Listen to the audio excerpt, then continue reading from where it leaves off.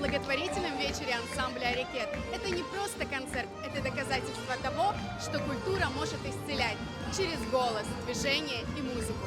Сегодня у нас был очень важный концерт. Мы танцевали и хотели помочь нуждающимся.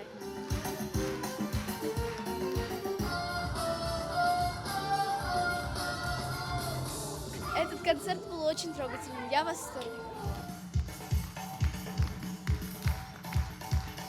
Каждый концерт ансамбля «Рекет» — это в самую душу, потому что у них нет стандартных номеров.